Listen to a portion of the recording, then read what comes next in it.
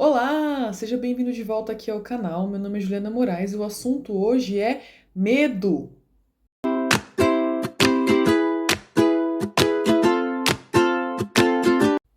Eu gravei um vídeo falando sobre emoções, diferenciando emoção de sentimento, falando sobre a raiva. E algumas pessoas me sugeriram falar sobre outras emoções. Então esse vídeo é uma sequência do anterior. Caso você tenha interesse, comece pelo vídeo sobre raiva. Hoje a gente vai falar sobre o medo, né? Como eu disse já para vocês, medo é uma emoção. E emoções estão ligadas à nossa sobrevivência enquanto animais que somos, certo? A emoção tem a função de nos regular e nos adaptar aos acontecimentos do ambiente. Então acontece algo no ambiente, eu tenho uma leitura física captada pelos órgãos do sentido sobre o que está acontecendo nesse ambiente e tenho uma emoção que está inconsciente, ela fica abaixo do nível da consciência. Eu não tenho uma percepção clara dessa emoção. Essa emoção só acontece com uma reação fisiológica à adaptação no ambiente. E isso, portanto, eu não tenho essa consciência. As emoções são mais ou menos parecidas para todas as pessoas. Elas são básicas, ligadas à sobrevivência. Tem alguns questionamentos a respeito disso, mas a teoria até então é essa. Então, nós temos essas emoções básicas ligadas à sobrevivência. E quando eu raciocino sobre isso, penso, eu já estou elaborando essa emoção, ela já está criando uma função racional e ganhando um status de sentimento, tá? Eu falo um pouquinho mais sobre isso no vídeo anterior. Fiz um resuminho para você que está chegando agora. E eu vou falar um pouco sobre a emoção de sobrevivência de medo. Eu acho assim que o medo, ele merece um capítulo à parte. Então eu pretendo assim gravar outros vídeos explicando um pouco mais sobre o medo e aprofundando ele, porque ele tem muitas nuances. Mas eu vou ser um pouquinho mais objetivo e falar nele enquanto essa emoção um pouco de forma mais simplificada. O medo, como todas as emoções, como eu já disse, nos ajuda a sobreviver. E ele está ligado à proteção, né? Então, o medo nos ajuda a nos protegermos de situações de perigo, né? Então, eu vou dar um exemplo assim muito claro. Se você está voltando de uma festa sozinha à noite, e aí uma pessoa que tá alcoolizada, muito alcoolizada, te oferece carona, você sente medo de pegar carona com essa pessoa, então você não pega. Por quê? Porque você tem medo do que pode acontecer, você tem medo de sofrer um acidente e morrer. Então esse medo tá te ajudando a sobreviver.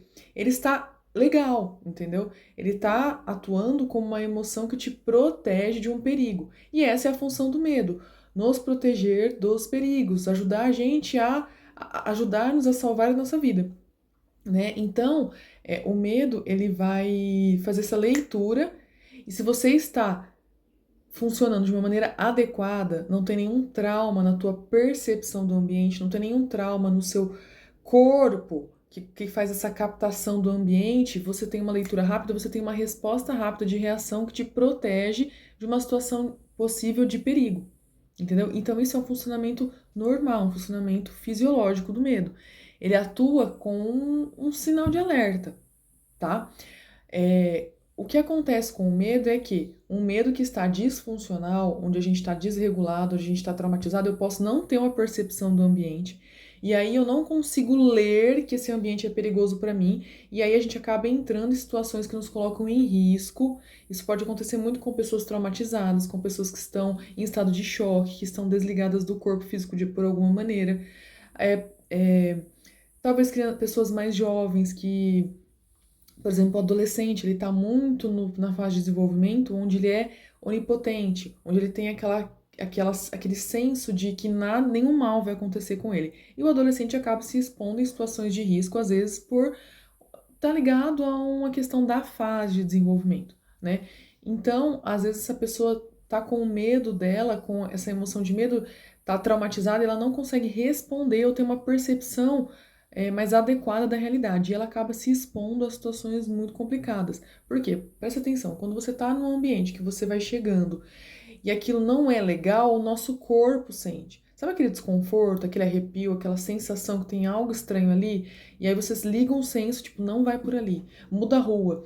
Não conversa com essa pessoa. Se eu tô bem, esse corpo tem essa leitura e eu tenho uma sensação de incômodo estar ali. E isso unido à intuição, que é uma função psicológica, que está ligada à nossa dimensão espiritual, psíquica, a uma conexão maior comigo mesma, isso ligado à intuição vem, olha, não vai naquele lugar porque ali não é bom para você. E aí eu consigo estar adequado e me regular diante disso.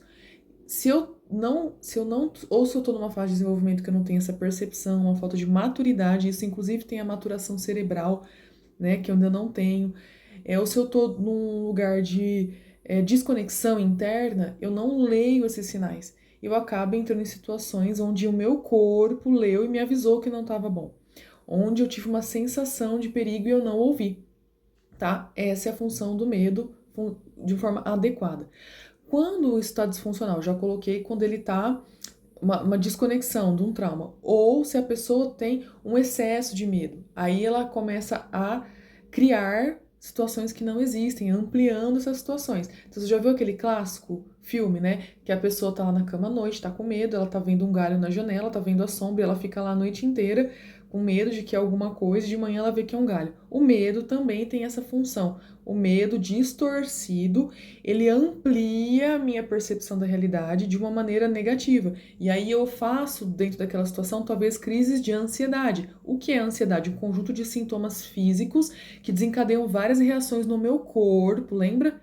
Emoção é corpo, então eu tenho taquicardia, sudorese, eu posso ter desmaio, formigamento, gagueira, vários sintomas de ansiedade que vêm de uma emoção de um medo, tá? A ansiedade, a base dela é o medo, é uma disfunção do medo. Então esse medo ativa em mim todo esse lugar de hipervigilância, de estado de alerta, e eu desencadeio funções físicas, né, emoções físicas, que me desregulam. E aí eu posso fazer uma crise de ansiedade. Mais ampliada, eu posso ter uma crise de pânico, e aí o pânico eu posso não sair de casa. Eu associo a emoção do pânico ao lugar que eu estava e eu começo a evitar certos lugares. Por exemplo, eu estava no cinema e eu tive uma crise de pânico, e aí eu saio do cinema. Então eu não vou mais ao cinema, porque se eu for ao cinema eu terei outra crise de pânico. E aí eu começo a ter uma restrição de lugares. E isso vai se tornando um processo patológico, adoecido, porque começa a me impedir de viver. Certo? Então, sentir medo é normal, é natural, é uma função, é uma emoção de sobrevivência, ele nos regula com o perigo do ambiente, ele ativa em mim um sistema de proteção saudável. Quando ele é disparado no nosso corpo, tem todo um processo bioquímico que coloca o nosso corpo em estado de alerta, nos prepara para lutar ou fugir. O que significa isso? Que é um mecanismo de luta e fuga do corpo.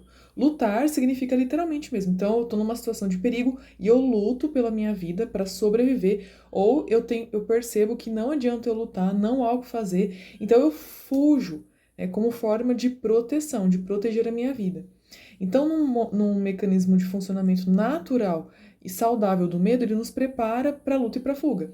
O que pode acontecer num corpo traumatizado, com o excesso do medo, né, é a paralisação, que é onde eu não consigo reagir, eu não tenho resposta. Então a pessoa às vezes fala: nossa, aconteceu tal situação e eu paralisei.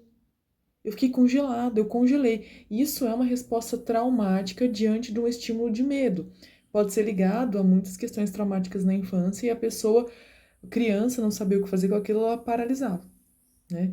Então, até a luta e a fuga em excesso pode ser uma questão traumática, porque a pessoa fica reativa e ela luta o tempo todo, mesmo quando não precisaria estar lutando. É uma situação que ela poderia conversar, ela tem uma reação, ou ela sempre se esquiva e foge de confronto e conflito também com uma resposta traumática. Percebe como tudo tem a polaridade saudável e a polaridade que às vezes do funcionamento em cima de um trauma. Então, a paralisação, que é quando eu não respondo nada, eu fico congelada, é também uma resposta traumática onde a minha orientação da adaptação do ambiente está desregulada. E aí eu fico num estado de choque aparente, né, numa paralisia. Né? Se você observar, a paralisação para alguns animais é uma forma de sobreviver. Finge de morto e fica ali paradinho. Né? Só que aqui no humano a gente acaba desregulando isso. Como assim? Se eu ativo todo esse mecanismo de defesa do meu corpo e eu não uso ele para lutar ou para fugir, isso deságua no meu corpo, provocando uma descarga de adrenalina que acaba fazendo mal para o meu organismo. Né? A mesma coisa com a paralisação. Às vezes, no momento em que eu precisava reagir, eu paraliso e fico em silêncio, fico quieta e acabo sendo conivente com uma situação que eu não gostaria. Eu não consigo falar, eu não consigo me defender, eu não consigo dizer o que eu quero. Por quê? Porque faltou alguma coisa ali. Porque eu estou também machucada nesse lugar de defesa e proteção que as emoções são responsáveis. A emoção, vem aquela energia da emoção, aquela força, e eu tenho uma ação, tá? No caso do medo, luta ou fuga, também como proteção. Percebe como é interessante isso? Como que você percebe em você as reações do medo? É legal você parar para olhar como que o medo fica em mim, como que ele está na minha vida. Eu reajo, eu sou reativa, eu me esquivo ou eu paraliso?